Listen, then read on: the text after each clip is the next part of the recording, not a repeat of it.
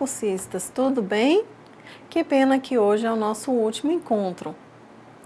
Nesta última aula, apresentaremos novas perspectivas para a prática didática do professor de História. Na aula passada, nós discutimos as questões das fontes documentais e dos diferentes dispositivos de alfabetização, de conscientização dos alunos. Apresentamos também duas sugestões de atividade que vocês podem realizar com seus alunos. Para essa unidade, traremos novas perspectivas para a prática didática do professor de História, a partir de sugestões sobre o uso de situações de aprendizagem que utilizem os dispositivos de mediação pedagógica. Atualmente, sabemos que é possível observar mudanças no ensino de História decorrentes da necessidade de adequação de currículos à sociedade contemporânea. As autoras Schmidt e Cainelli apontam as diferenças entre o ensino de História tradicional e o ensino de História de acordo com as tendências atuais, no que diz respeito à visão de ciência, a função do ensino, a relação entre professor e aluno, os conteúdos, os métodos e a avaliação, permitindo-nos observar os principais avanços no ensino dessa disciplina. Segundo as autoras, o ensino de História tradicional tem uma visão de ciência que se restringe à preocupação com o estudo dos fatos e à explicação histórica. É enfatizado, então, os fatos políticos, a história dos heróis, a história dos governantes, das grandes batalhas. O historiador estuda exclusivamente os fatos do passado e dos feitos dos grandes heróis. Mas o ensino de História, de acordo com as tendências atuais, possui uma visão de ciência bem diferente. A história, então, passa a privilegiar a história de todos os homens, dos homens comuns, das pessoas comuns da sociedade, do operário, do trabalhador do campo, do índio, do negro, conforme foi visto, por exemplo, na aula passada, dos diferentes sujeitos que compõem a sociedade. Não analisa apenas o fato histórico, conforme discutimos na aula anterior, mas sim as experiências dos diferentes sujeitos da história. Sobre a relação do professor e aluno, no ensino tradicional, temos o mero professor como transmissor do saber e um aluno passivo que não participa do processo de construção do conhecimento. Hoje, temos o professor como mediador entre o aluno e o conhecimento. O aluno também passa a ser responsável pela construção desse conhecimento. E aqui nessa imagem nós podemos ver as novas perspectivas desse professor. O professor agora precisa ser mais flexível, tem que ser mais interativo, tem que ser mais empático, tem que ser competente, tem que ser proativo, tem que ser autônomo. Então, são novas demandas para o profissional docente. Em relação ao conteúdo, no ensino de História, a organização é feita de forma cronológica, como nós vimos na aula passada, a distribuição do tempo. Então, começa lá da pré-história até a idade contemporânea. Então, essa linearidade a gente segue até hoje, baseada em fontes escritas, privilegiando a história dita oficial e a história das datas comemorativas, então dos grandes feitos e dos grandes homens. Atualmente, temos o estudo dos diferentes temas e sujeitos históricos. A visão não é mais aquela dos grupos dominantes, mas também a visão dos vencidos e dos dominados. E aqui nessas imagens a gente traz alguns representantes dos diferentes grupos, né? Os negros, os imigrantes, os homossexuais. Então a gente tem novos sujeitos da constituição da história. Com relação ao método de ensino, na história tradicional, não apresenta nenhuma relação com a vida do aluno, mesmo que os documentos curriculares oficiais orientem nesse sentido. Mas com as novas tendências, é importante inserir os alunos em um exercício de investigação crítica, de reflexão, valorizando o uso do documento histórico. Então, agora o aluno não está mais à margem do conhecimento científico. O aluno é o centro desse conhecimento científico. Com relação às técnicas de ensino, as técnicas correspondem aos procedimentos muito específicos de determinadas áreas ou com vistas a alcançar determinado objetivo. É mais específico que as estratégias e os métodos. As técnicas, então, correspondem aos recursos e meios materiais para atingir determinado objetivo.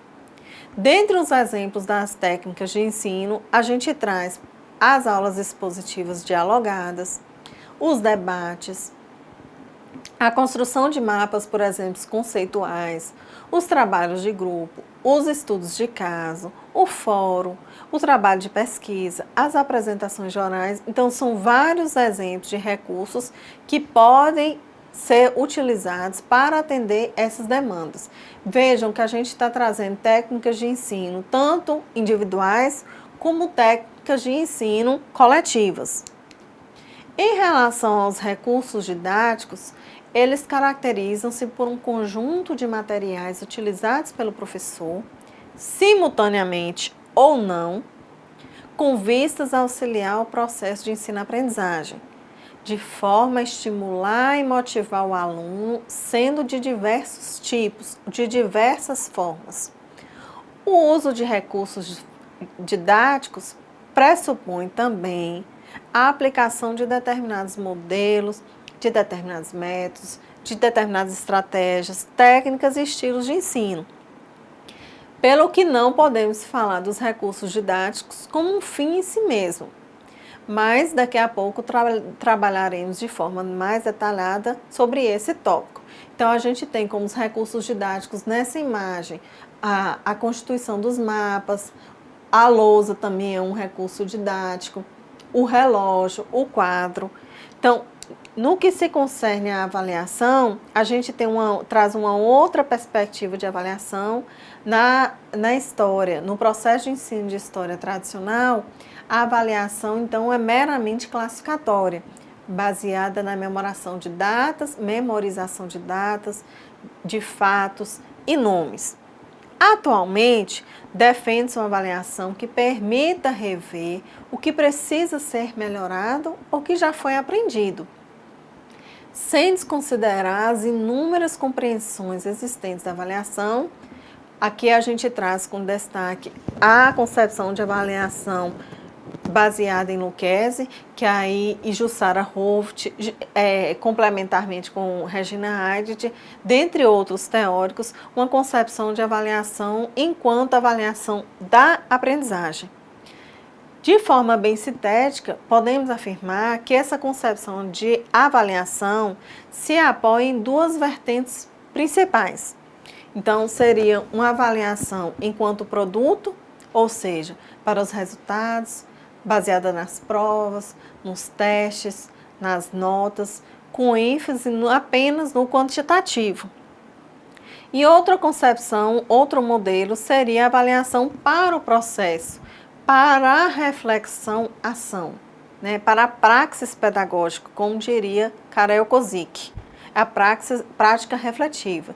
Então, para a busca do conhecimento crescente, com ênfase no qualitativo. Então, a gente não está só mensurando, não.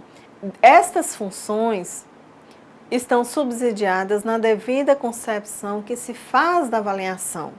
A gente está tomando a avaliação como classificatória ou como diagnóstico formativa.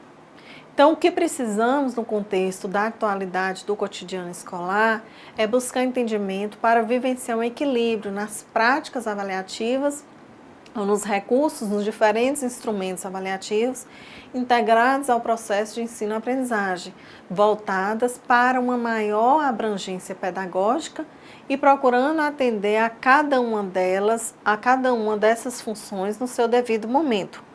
Por conta disso, Lucchesi fala que o professor pode utilizar várias formas ou vários tipos de avaliação. que seriam embasados na avaliação diagnóstica. Essa percepção de avaliação possibilita identificar o desenvolvimento da aprendizagem dos alunos, é a sondagem inicial, a formativa, que acontece durante o processo pedagógico, e a finalidade é apenas retomar os objetivos do ensino, e a avaliação somativa, que seria comprometida com o resultado final da ação, que geralmente é tomada pelos professores, pelos coordenadores do que foi proposto pelo professor, o que de fato ficou para os alunos, o que de fato os alunos compreenderam. Sendo assim, a avaliação possui diferentes funções. Ela é operatória, pois orienta para a ação e a tomada de decisões. É permanente, porque intervém ao longo do processo e não apenas no seu término. Mas por que avaliar? Avaliar nos permite, então, refletirmos sobre a nossa prática docente, melhorar a nossa ação educativa e melhorar ou utilizar diferentes recursos e materiais. Confirmamos, então, a prerrogativa a respeito da avaliação quando esta é colocada como parte indiscutivelmente integrante do processo educativo, né? Ela não é uma atividade que a gente deve utilizar somente no final, ela faz parte do processo e que a avaliação pode oferecer subsídios para ação, reflexão, ação, frente às práticas pedagógicas, metodológicas e curriculares. Reiteramos que compreendemos que a avaliação é um processo abrangente da existência humana, que implica uma reflexão crítica sobre a prática no sentido de captar seus avanços, suas resistências, suas dificuldades e possibilitar uma tomada de decisão sobre o que fazer para superar esses obstáculos. Mas qual é a função do ensino de história perante essas concepções didáticas mais gerais? A função de ensino de história, de forma geral, na perspectiva tradicional, privilegiava o estudo das origens e tinha como objetivo formar o cidadão para a pátria, o cidadão patriótico. Atualmente, as suas funções têm sido de contribuir para o desenvolvimento de raciocínios historicamente corretos.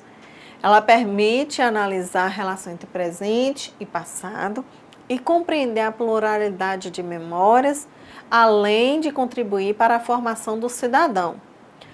Podemos afirmar que, apesar do peso e da força dos modelos tradicionais de educação, a principal característica do ensino de história no Brasil, no atual contexto histórico, é a busca incessante do fim da exclusão. Por caminhos distintos, os diversos currículos e práticas pedagógicas tentam ampliar o campo da história ensinada, incorporando temas, problemas, fontes e materiais. Assim, a escola fundamental tenta se constituir como um espaço de construção de saberes e práticas fundamentais, reconstruída a passagem de libertação do homem de súdito para cidadão, conforme nos afirma Fonseca. Então, cabe ao professor descobrir o que se adapta melhor a cada turma, uma vez que o que resulta numa turma pode não resultar na outra. Então, o que tem de ponto positivo numa turma pode não ter na outra. Então, os tipos de recursos didáticos que os alunos preferem e o método de ensino através do qual podemos obter melhores resultados acadêmicos ou educacionais. Face ao exposto, o professor deve diversificar a sua forma de atuação no processo de ensino-aprendizagem, considerando objetivos a alcançar e as diferentes formas de aprender dos alunos. E o que são, então, esses recursos pedagógicos? Recursos são os materiais disponíveis para a ação didática, conforme nos afirma Schmidt e Carnelli. Portanto, quando pensamos em recursos didáticos, estamos nos referindo ao que o professor escolherá para estabelecer a relação de ensino-aprendizagem. Para além dos livros didáticos, consideramos a nossa atuação como professores, podemos contar com recursos, por exemplo, midiáticos, recursos tecnológicos, recursos iconográficos, cinematográficos, dentre outros. Obviamente que esses recursos vão muito além do que o computador e do acesso à internet, como podem pensar alguns professores e alunos. Recursos estes, muitas vezes simples e que estão disponíveis nos espaços tanto físicos quanto... não foi não. Pode voltar? Recursos estes, muitas vezes simples e que estão disponíveis nos espaços físicos escolares. Cabe, portanto, ao professor conhecer e saber como utilizar os recursos e acervos que estão disponíveis em suas escolas, criando métodos diferenciados para estimular a vontade de aprender a história. Pois, conforme afirma Schmidt, quem cria um método é o professor. E para isso, não é preciso ler o manual do professor que consta no livro didático. Quanto à classificação dos recursos, eles podem ser divididos em pedagógicos, tecnológicos e culturais. O que seriam os recursos pedagógicos? Seria, por exemplo, o quadro de giz, uma caneta de feltro, um quadro interativo, cuja sala deve permitir uma boa visualização de mapas, os cartazes, o cartoon, os desenhos, os gráficos, os livros, os manuais escolares, os mapas conceituais, os apontamentos, as fichas de apoio, os filmes, os documentários, vídeos, as fotografias, os quadros de pintura, a banda desenhada, as caricaturas, as cartas, os documentos, os exercícios escritos e toda essa gama de possibilidades como recursos pedagógicos. Como recursos tecnológicos, nós temos, por exemplo, o computador, com programas como PowerPoint, Word, e a internet com jogos interativos, o blog, os fóruns, o projetor.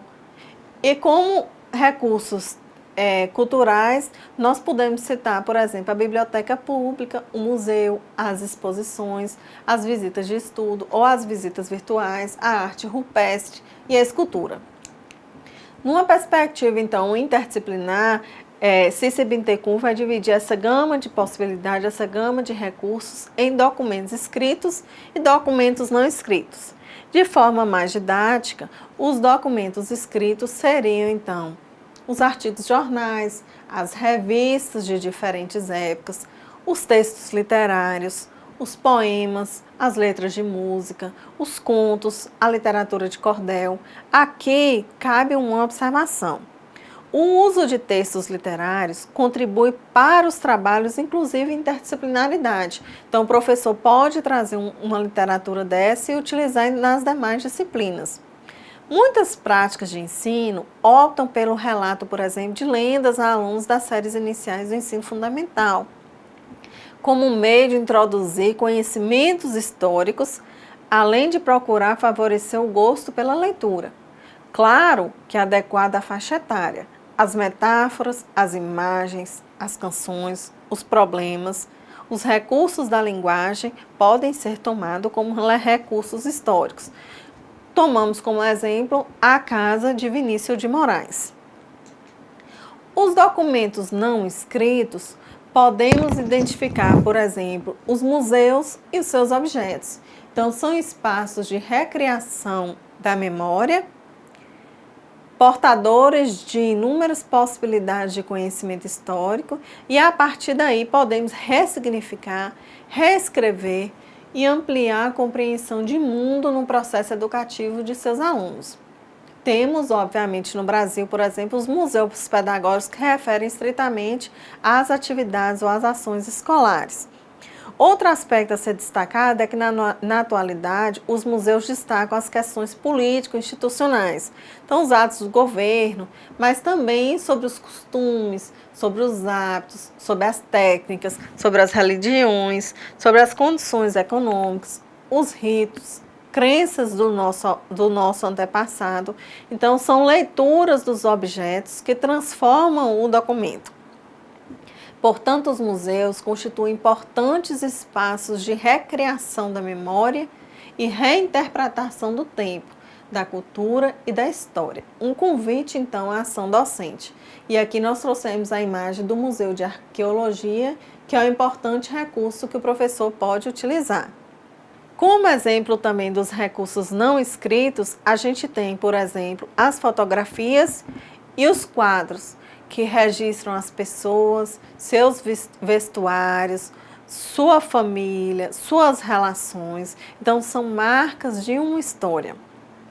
As fotografias, por exemplo, começou a ser, essa tradição pela fotografia começou a ser disseminada apenas no século XIX, né? E a fotografia, enquanto recurso didático, permite descrever uma pessoa e ou um estilo de vida, contextualizá-lo num período histórico, pensar no nome para a mesma e aprofundar a compreensão histórica é uma possibilidade, então, para a gente analisar a fotografia.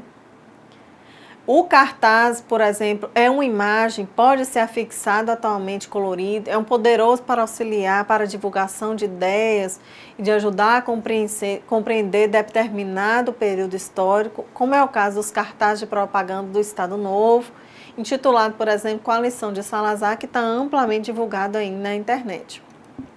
Então, para mostrar o uso dessas fotografias ou dos quadros, nós trouxemos, ou então, a imagem do quadro O Grito, e essa imagem emblemática das imigrações, dessa criança morta na areia.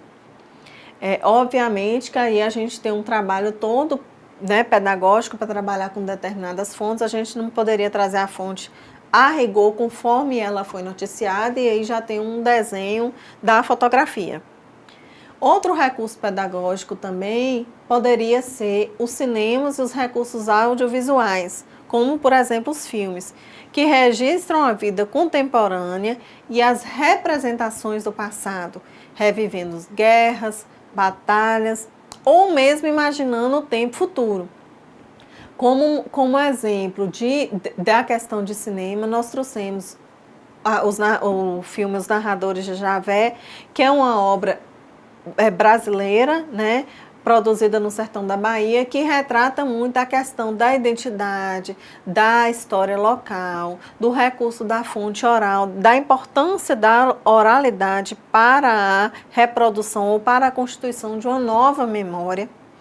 E é preciso destacar também que a partir da LDB, que a exibição de filmes de produção nacional constitui como um componente curricular complementar, integrado à proposta pedagógica da escola, sendo a sua exibição obrigatória por no mínimo 2 horas mensais. Então, as escolas têm que adequar a essa questão da legislação.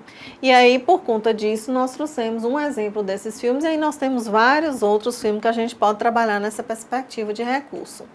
De forma geral, os estudiosos da área consideram, então, 3 aspectos fundamentais para a análise de filmes. Então, os elementos que compõem o conteúdo, como roteiro, quem fez o roteiro, quem elaborou o roteiro, quem está na direção, qual é a fotografia do filme, qual é a música, a atuação dos autores. O contexto social e político de produção, incluindo a censura e a própria indústria do cinema, a recepção do filme e a recepção da audiência, considerando a influência da crítica e a reação do público segundo idade, sexo, classe e o universo das preocupações. Obviamente, quando a gente propõe a exibição de filme, todas essas questões devem ser analisadas previamente para a gente não passar um filme que não corresponde ao que a gente pretende trabalhar, não corresponde à idade daquele público. Outro recurso também tem-se a música. As músicas podem ser de caráter erudito, como caráter popular. Os regimes políticos ditatoriais, por exemplo, têm sido abordados por intermédio das letras de música, como é o caso, por exemplo, do tropicalismo, que foi um movimento que criticou a ditadura civil-militar de 64. E aí a gente estabelece uma diferença entre ouvir a música e pensar a música. Essa linguagem associa vários componentes e diferentes sujeitos. Tem um autor, tem um intérprete, tem os músicos, tem as gravadoras, os produtores e técnicos e, além disso, também os consumidores. Paralelo a isso, constata-se a presença direta ou indireta na escola e na sala de aula das novas tecnologias de informação e comunicação, desde a imprensa televisiva, o vídeo, etc., que possibilitam armazenar diferentes elementos provenientes de fontes diversificadas num dispositivo. O importante é que se alerte para a necessidade de que as fontes recebam um tratamento adequado de acordo com a sua natureza. E aí a LDB também determinou que as artes visuais, a dança, a música e o teatro são as linguagens que constituirão o componente curricular. Então, todas essas representações têm que comparecer nas instituições escolares. Temos também como forma de recurso, ou como um tipo de recurso, a caricatura. A caricatura, conhecida também como a arte do humor gráfico, é uma arte complexa, pois concilia tanto a estética e o desenho, como o pensamento que tem subjacente. A leitura e a interpretação de uma caricatura, sobretudo no ensino de história, permite conhecer o simbolismo, reconhecer o exagero, analisar a legenda e compreender a analogia e a ironia. Outro tipo de recurso, temos o mapa conceitual, que representa um conjunto de significados relativos a um conteúdo já aprendido pelos alunos e o ajuda a clarificar conteúdos que se pretende ensinar. Estes são constituídos por conceitos-chave, palavras de ligação e proposições. Nós trouxemos como exemplo de mapa conceitual a colonização do Brasil. Aí nós temos dois momentos, por exemplo, do colonizador e do meio, o que foi a colonização do Brasil e como se dividiu essa colonização do Brasil.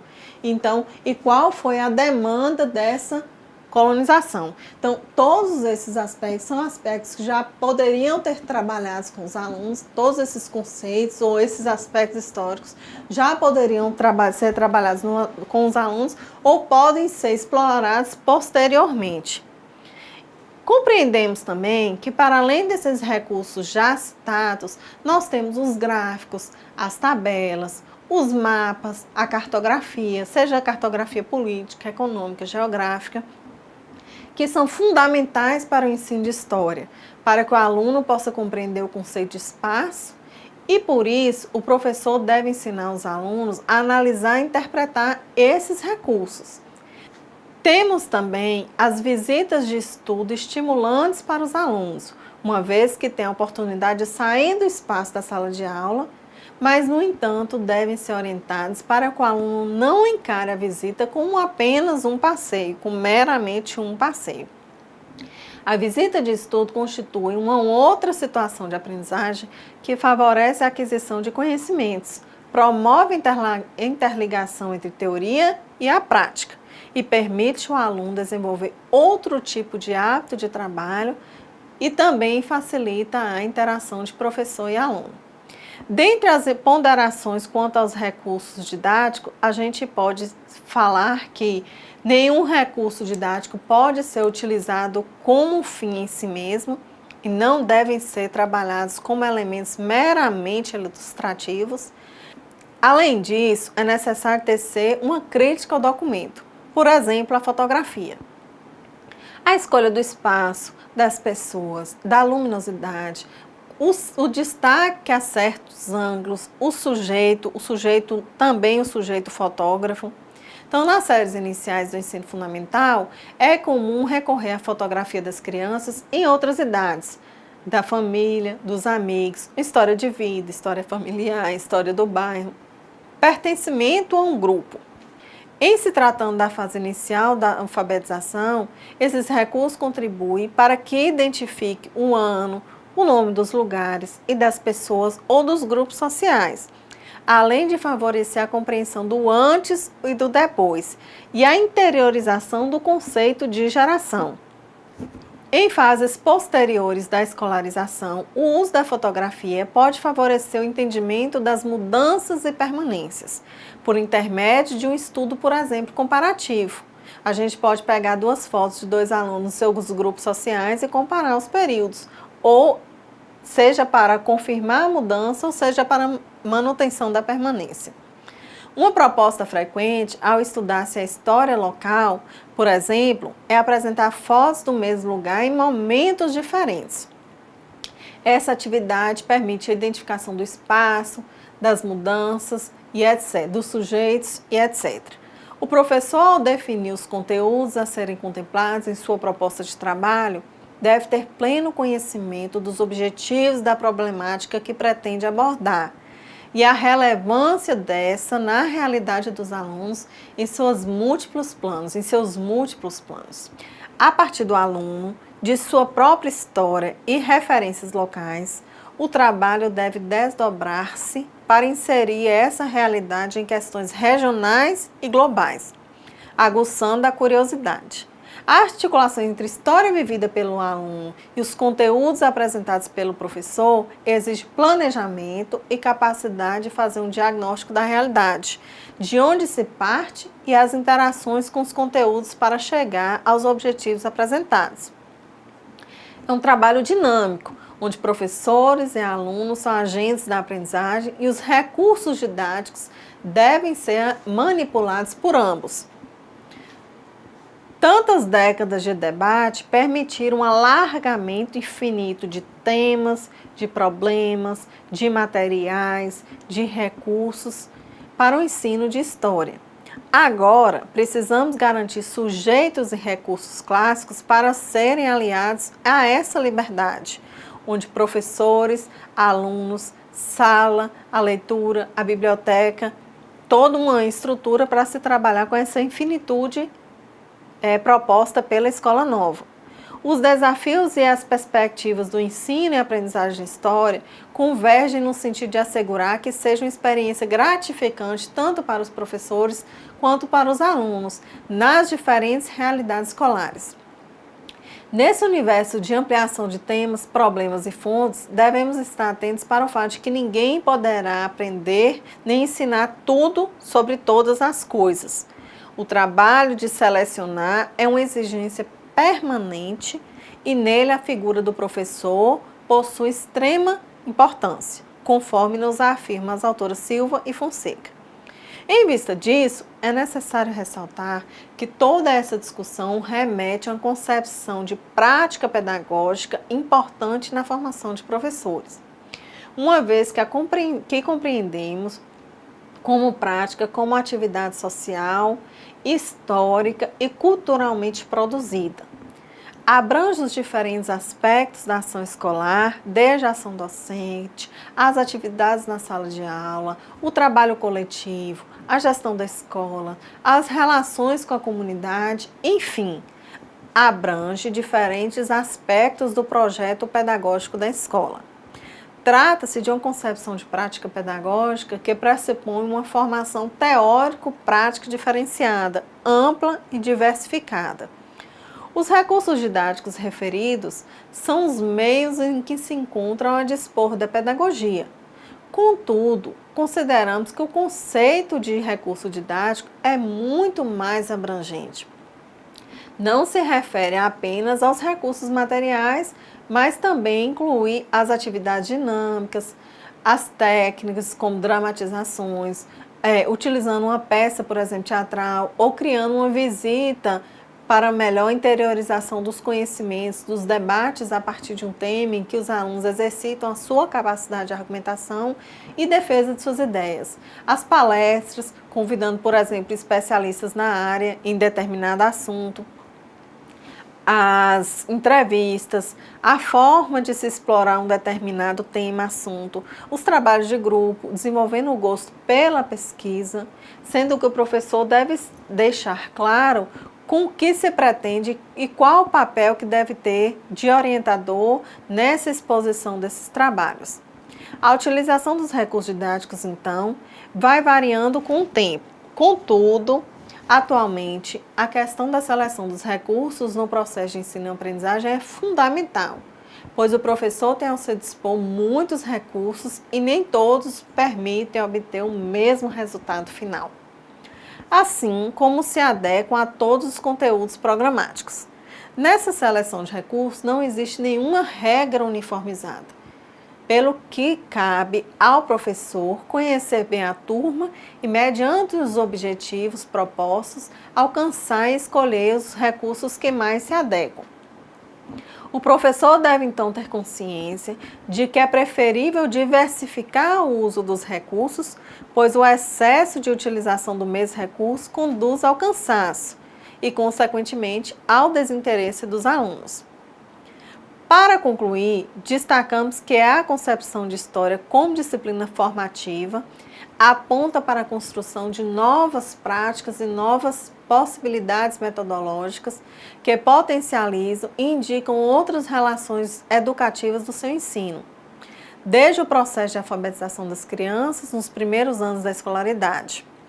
O professor não está sozinho perante os saberes. Ele se relaciona com alunos que trazem consigo saberes, valores, ideias e atitudes.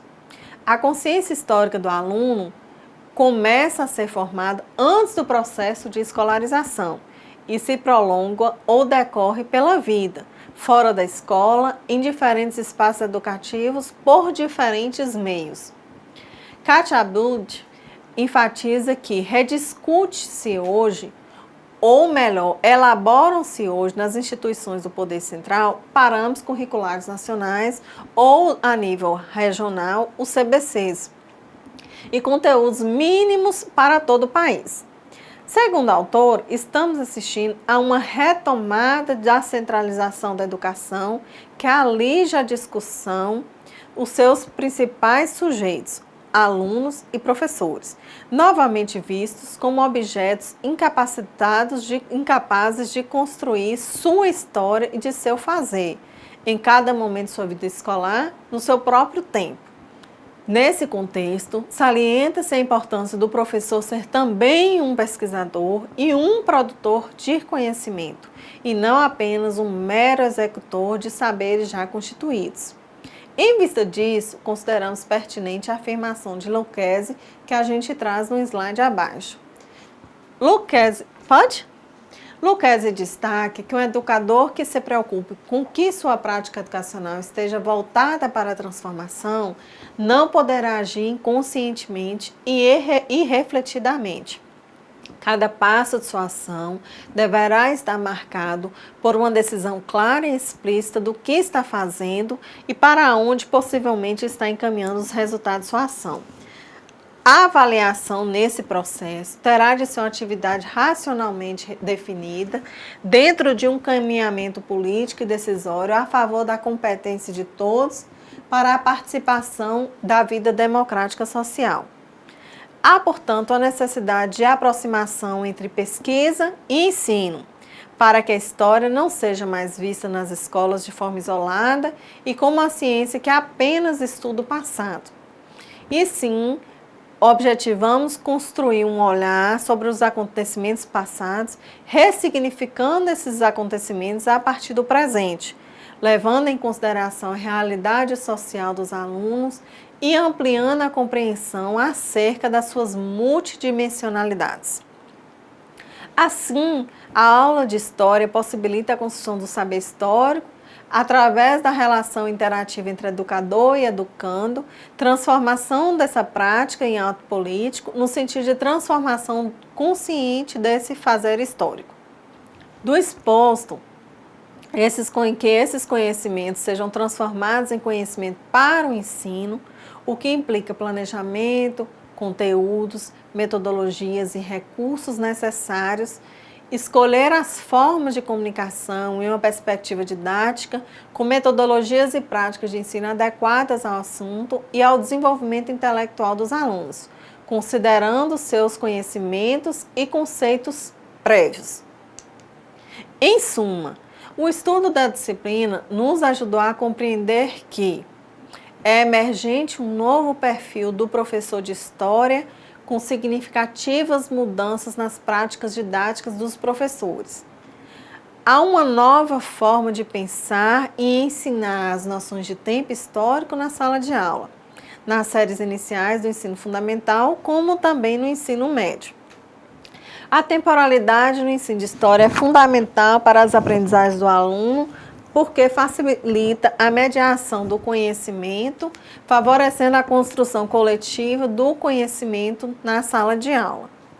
A relação entre passado e presente é necessária para a aprendizagem da história, principalmente quando se trata de uma formação voltada para a criticidade e o espírito cidadão. Paralelo aos conteúdos, sabemos que na relação entre professores, alunos, saberes, materiais, fontes e suportes, que os currículos são de fato reconstruídos, mesmo com a determinação oficial. Assim, devemos valorizar permanentemente na ação curricular as vozes dos diferentes sujeitos, o diálogo, o respeito, a diferença, o combate à desigualdade e o exercício da cidadania. Afinal, professores e alunos fazem história. Com essa reflexão, encerramos as nossas aulas teóricas da disciplina Fundamentos e Metodologia do Ensino de História para os anos iniciais do ensino fundamental. Gostaria de agradecê-los e agradecê-las pela companhia e convidá-los e convidá-las para participarem de todas as atividades subsequentes.